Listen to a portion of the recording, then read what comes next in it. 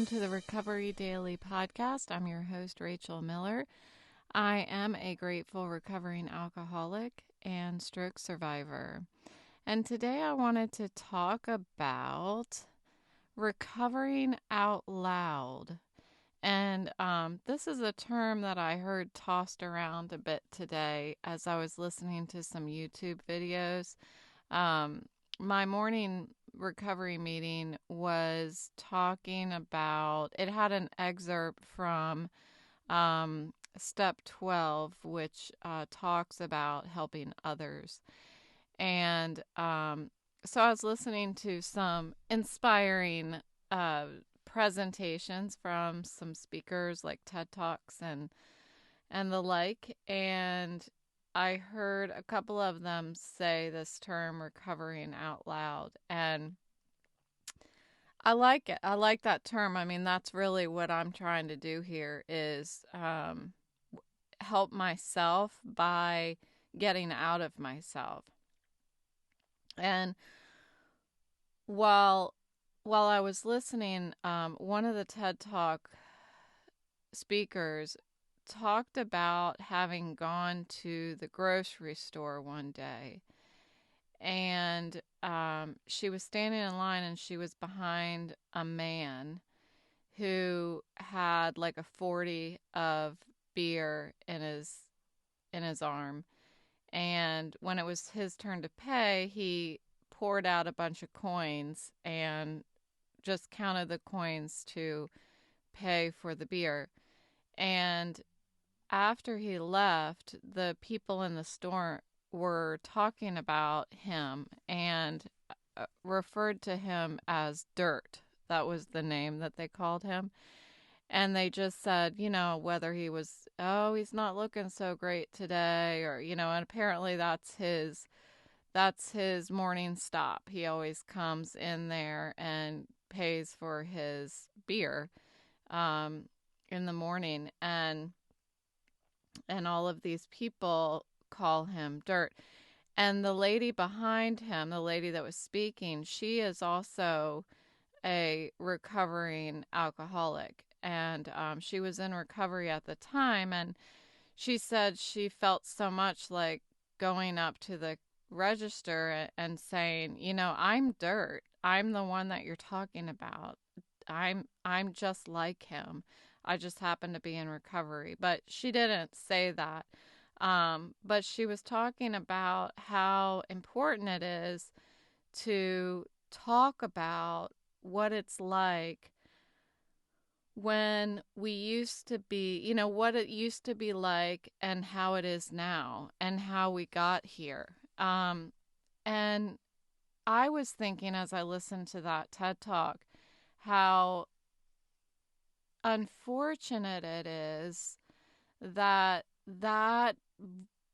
story, these types of stories about what it was like and how we are now and what it took to get there, those narratives don't always reach the public. They reach the people that want to hear it.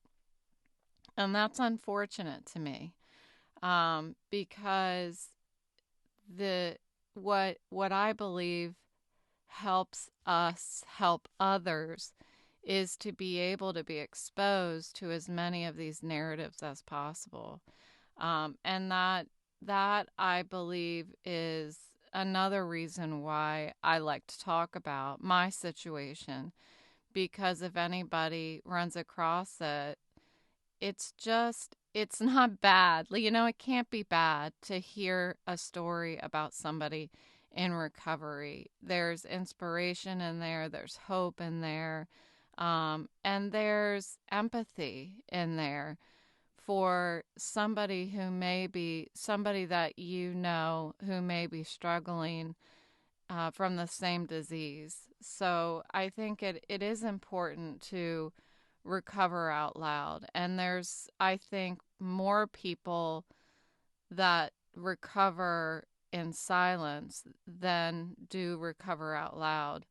But it's everybody's prerogative, how they choose to experience their journey and whether they want to share it or not. And I'm just, when I first got sober, I didn't really want to talk about it. I was embarrassed that I was an alcoholic, because we think of alcoholics as these people who live under bridges or live in tents in the woods. And although there are lots of drunks that live under bridges and live in tents in the woods, those people get sober too. And I've sat by a lot of them, sitting beside them in the meetings, and they're just as human as I am and just as beautiful on the inside as I am.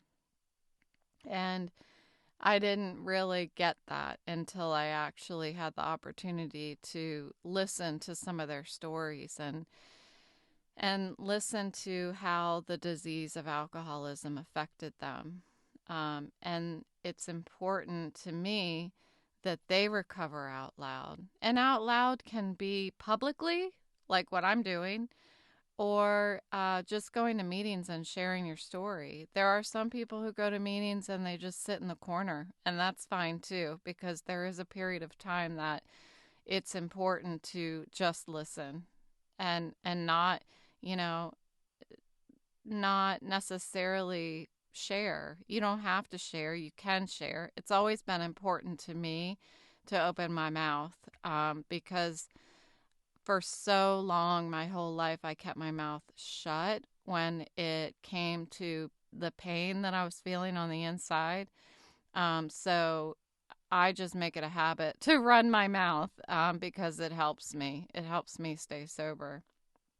So recovery is just, it's just woven of so many threads of joy and laughter and hope. And then there's also lots of fear and tears and anger.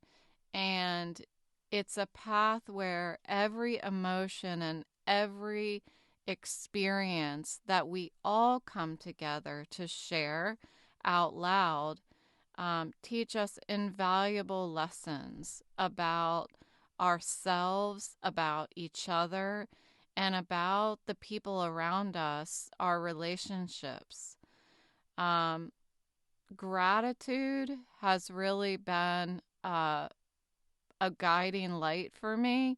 It's something that my first sponsor, hi, if you're listening to this, it's one of the things my first sponsor encouraged me to do was that gratitude list at the end of the day. Just writing down 3 things that I'm grateful for every day. And yeah, some days it was challenging for sure, but it helped me to shift my mindset at the end of the day if things didn't necessarily go my way that day. I could still come back to this safe place where I could find, okay, I'm still here. I'm still alive. I'm still growing. I'm still, all of these wonderful things. And it's important for me to take time to look at that.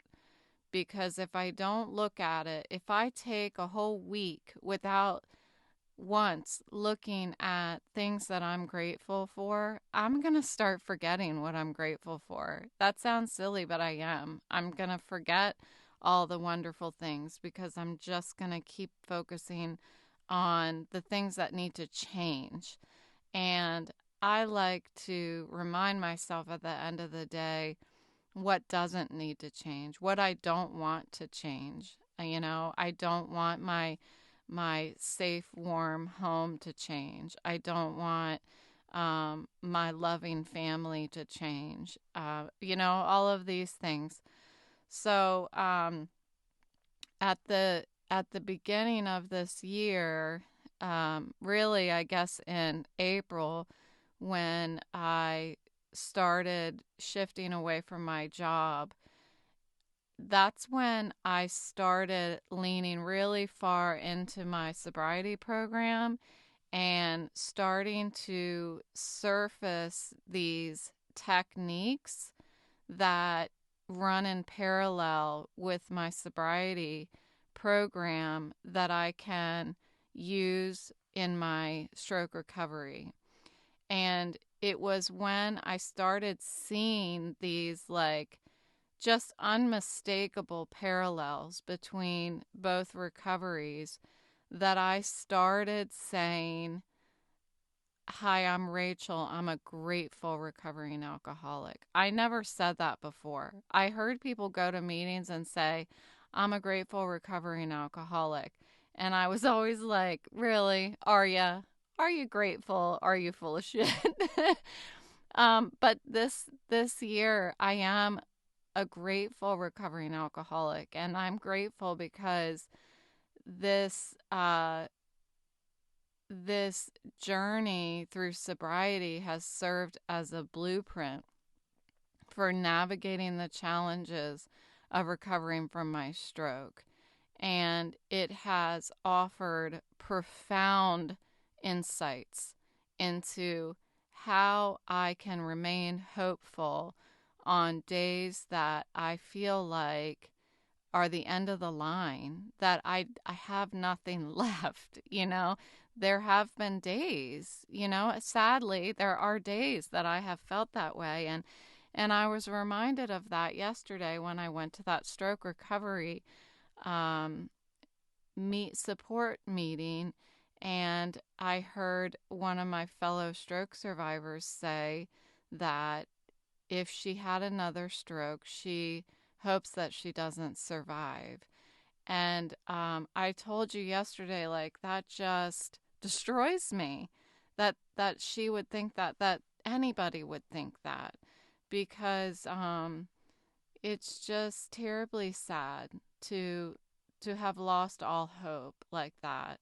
And this ability for me to um, have a perspective that is based on seven and a half years of sobriety and working my sobriety program is like transformative for me in my stroke recovery. I don't know, you know, it's easy for me to say, I don't know how I would have done this if I didn't already have this sobriety to lean back on. So this meeting this morning, you know, talking about step 12 and helping others. I thought this happens all the time. I'm thinking about something one day, and then the next morning I wake up for my sobriety meeting, and the meeting is about that very thing that I was thinking about. So I shared in my podcast episode yesterday how this young woman in the stroke survivor support group meeting shared these, you know, a lot of pain in the meeting, and she was crying, and I shared that I really wish that, you know, I would like to just be there for her. You know, she doesn't have to be alone anymore, because she expressed feeling alone, and I don't want her to feel that way. I don't want anybody to feel that way. And it's just interesting that I would have been really focused on that yesterday and into this morning. And of course, that's what the meeting was about this morning. And it was about um, sharing the message of how I got sober. And I was thinking yesterday, as this young woman was talking, I was like, I wonder if there's anything that I could possibly share with her about what I've learned in sobriety about being hopeful and that kind of stuff. I wonder that if I could share what I've learned, my parallels that I've drawn. She doesn't have to know that it's from my sobriety program, you know. This is my own program that I have built based on my sobriety program. This is my stroke recovery program that's based on my sobriety program.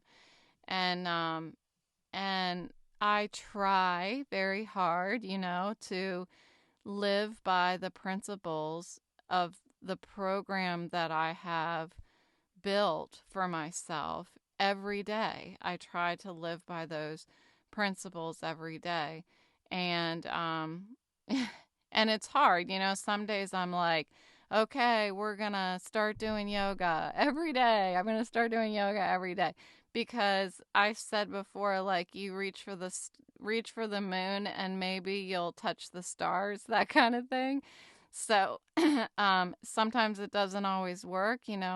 I am not doing yoga every day, but I have gotten my yoga mat back out, and I am doing I'm very devoted to my push-ups and my weightlifting for my arms.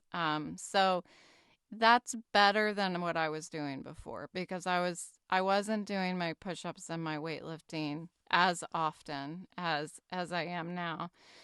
So I try to do the things that I talk about in the program, and I know that I'm not perfect, and I hope you all know that I'm not just, I'm going to do yoga every day and then that's it. I never talk about it again and I'm doing yoga every day. That's not true. And I try to bring it back up, like how these things are going that I'm trying.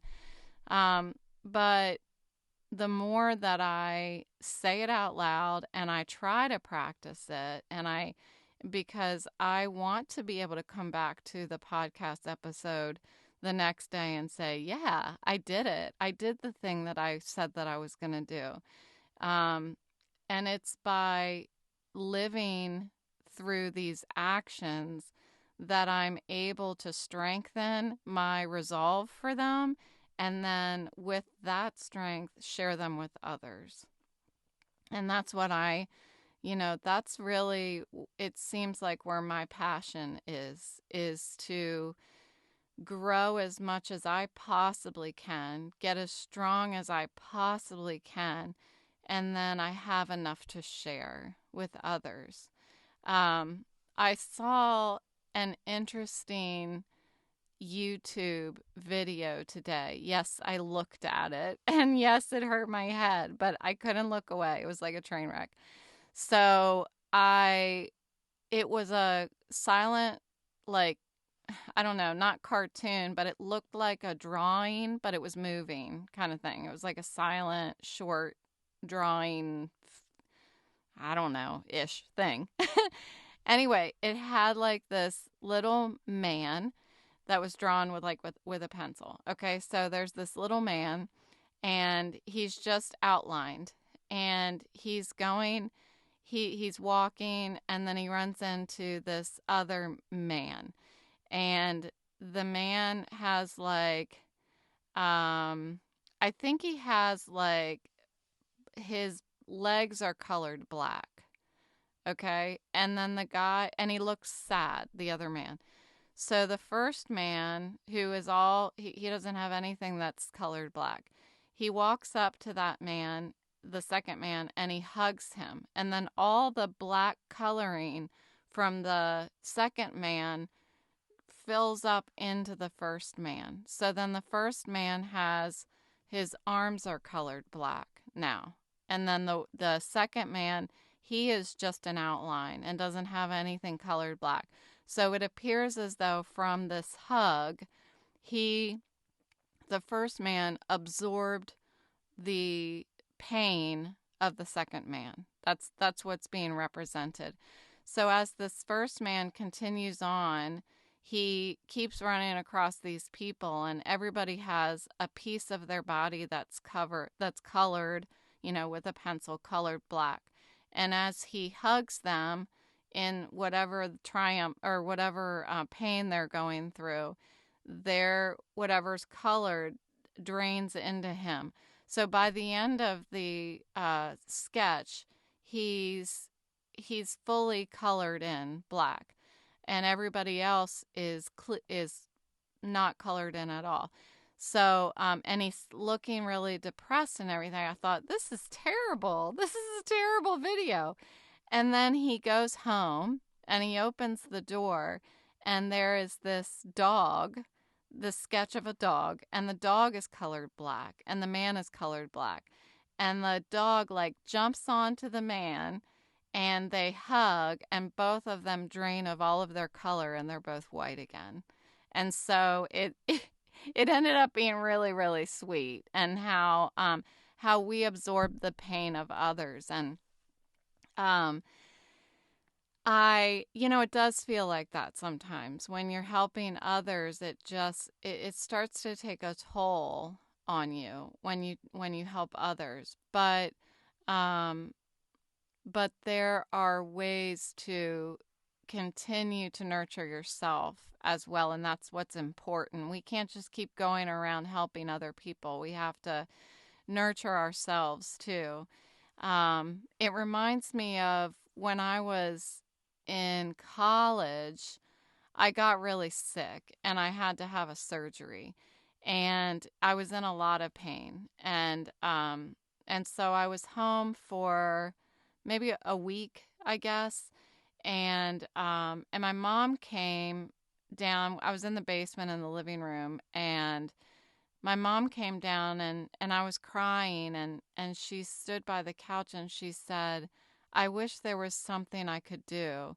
If I could take the pain away from you, I would. Like, meaning, if I could feel the pain instead of you, I would. And that was the most profound, loving thing I have ever heard somebody say to me. That if I could take the pain and feel it for you, I would. It was beautiful. And I don't know that I've ever brought that back up to her again. Maybe she's listening to this episode, but um, I have said the same thing to my kids because I want them to know that is for me, that was the absolute, um, uh, I'm trying to think of the word, like, highest representation of love that I think you can ever give to somebody is to just want to take the pain from them, you know. Anyway, that's what the little video reminded me of, was my mom. And so on Tuesday and Wednesday, I was feeling like I was colored in black, like a pencil had colored me in black. That's what I was feeling like. And I was lost in myself, and I was just completely ensnared in my own thoughts. And yet, you know, as I continued to research and started learning more about this new potential diagnosis that I'm facing, I started to build that hope up. I started strengthening my something. I started to become spiritually fit again. I'm lifting the weights again spiritually. And then the following day, I run across this young woman in the stroke support group, and I thought, I already have enough to share again. All of this was in a matter of 4 days. And I keep bringing it up because I had no idea Tuesday night how I was going to get out of the funk that I was in. I really felt like I couldn't see anything that was positive. And that's part of my mental health challenges that I deal with, is that, um, you know, I can't tell you countless times I've had people in my life tell me, you need to just get over it. Like, don't worry about it. Get over it. Let it go. All of those phrases that we hear throughout our lives, and or that I heard so many times, and I was always like, I don't know how to do that. I can't just forget about it, um, because this is my life, and I don't know where my life is going. And if I'm gonna fall really far, I better start reaching out my arms to catch myself, because it's gonna hurt when I get down to my low. And that's how I felt on Tuesday and Wednesday. I felt like I was gonna crash into the ground, and I was not going to be able to catch myself. But as I was falling, I was clawing at the dirt to not keep falling. You know, I was trying to catch myself so that I wouldn't keep falling. And I did. And that was just pure education. That's what I was doing. I was gaining knowledge about the situation that I was in.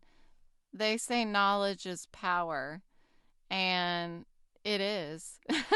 It is. I mean, is knowledge for me, I would say, is a mental health, like, trampoline that would catch you. You know, like, I'm falling, and let me just fill a pool of knowledge, and I'm going to jump into that. And that seems to save me. At least it did this week. So then I had enough to share with other people. And I reached out to this young woman again this morning, and she said she's feeling much better today. But I could still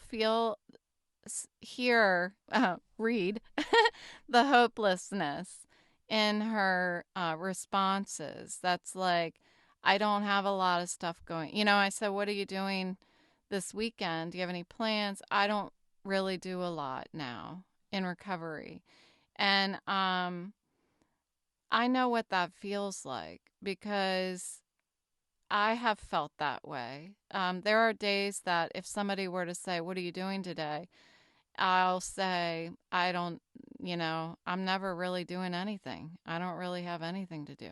And I try not to have that as a response, meaning I try to prepare myself with things that bring me joy, so that if somebody were to ask me, I'm not doing it so that if somebody were to ask me, but if somebody were to ask me, I can honestly say, these are some things that I'm doing today. And if it sounds something like I'm taking my dog to the school to use her new toy that we bought, which is what I did today, or I'm going to hang some Christmas lights outside or something like that. Like, it may seem small, but I talked about that yesterday. Like, I'm looking at small things as successes these days. So I think that my healing really has become more powerful, or it's easier to heal when I'm extending myself beyond my own world and reaching out to other people, and sharing my stories and sharing my, you know, if she says to me, I don't really do a lot in recovery now, then I can say, yeah, I don't feel like I do as much as I used to either, but hey, I filled out Christmas cards today. I put some lights on the bushes outside today. And show her that these small things are still worth living for. I was unraveling the lights this afternoon, all the Christmas lights, and I've really mastered tying them up when I put them in the bin at the end of Christmas because now I pull them out and nothing's tangled ever. Nothing's ever tangled. And so I was just like shaking them out loosely so they fell beautifully onto the driveway. And I was smiling and I thought, this is one of my favorite parts of Christmas is unraveling these freaking lights. How funny is that? It's these, if I get up off my butt and I do something, like I get the bin out and I pull the lights out, you never know where that smile is going to come from. And today it came from me shaking out these Christmas lights. I kind of laughed at myself because there was a point where I was shaking out the Christmas lights and I wasn't laughing anymore because I had them plugged in and I looked at the lights, and when I shook them, it had a terrible effect on my eyes. It was like psychedelic looking. It was awful. It was terrible. So my head was killing me after that was done. But when I first started shaking them out before I plugged them in, I was smiling. So there was joy there to be found, even though I had some hard times too. And when I run across people that are expressing fear and anxiety and these types of things, it's a powerful reminder for me that my journey isn't a solitary one, you know? Um, it, what I was thinking of is and also my family has reached out to me, and asked me if I've thought about writing a book. And I have thought about writing a book, and I've already started writing the book. But one thing that they've talked to me about is my dad in particular said, what could be better than a self-help book by some educated person than somebody who has experienced it? You know, experience is much richer than education. In a lot of ways it is. You know, you can tell me what might work, but I can tell you this did work. And that's what I want to talk about in my book. This is what happened and this is what worked for me. And so that's what I want to share with this young woman what has worked for me so far, because it seems like my emotional state and my mental state seems like I'm in a place that she's not.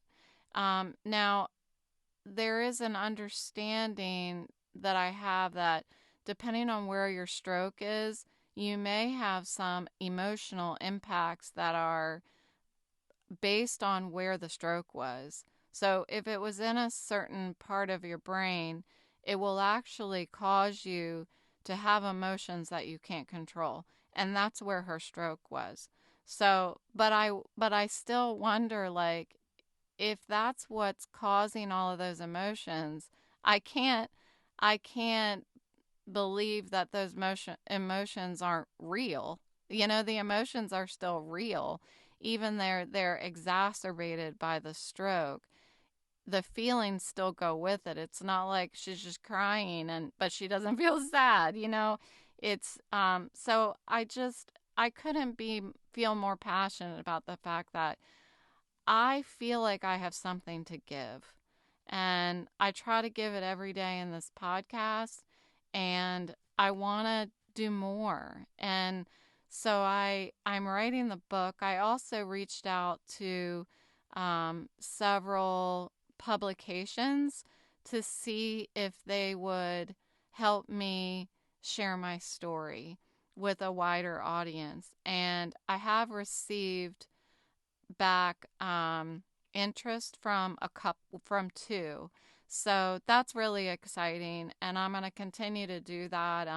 I am a marketing expert, so I'm marketing myself now. So I've been doing it for years, and it's weird. It's not a CNC plasma cutter that I'm marketing. It's not cybersecurity products. It's me.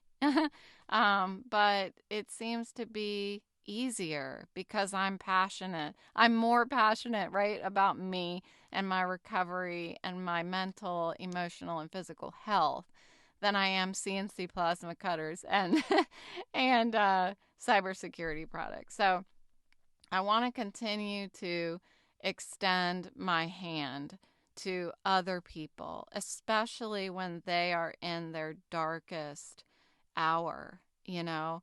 Um, so I want to be a part of someone else's transformation. I want to be able to feel that transformation because it's not about me. It's not about them.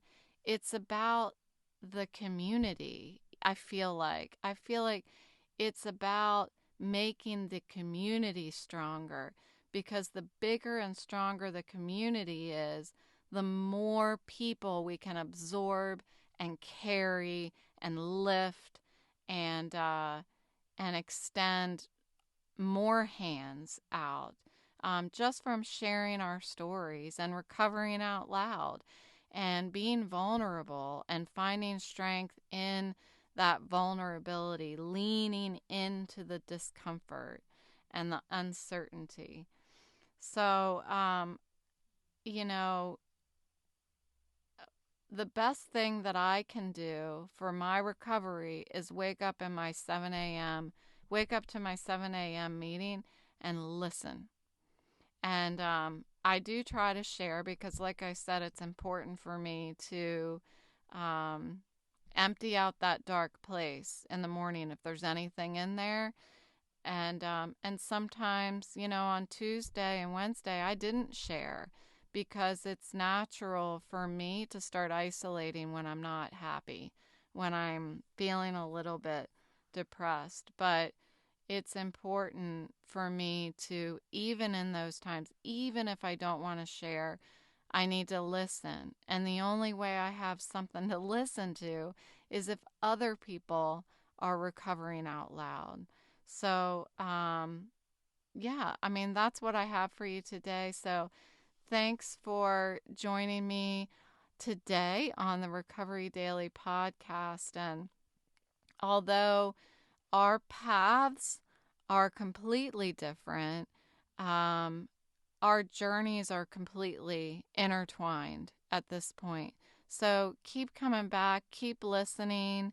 I'd love for anybody to reach out to me. I've been having people reach out to me, and it's just there's so much kindness and support that is coming out in just me being vulnerable and sharing. So thanks for listening, and I'll talk to you tomorrow.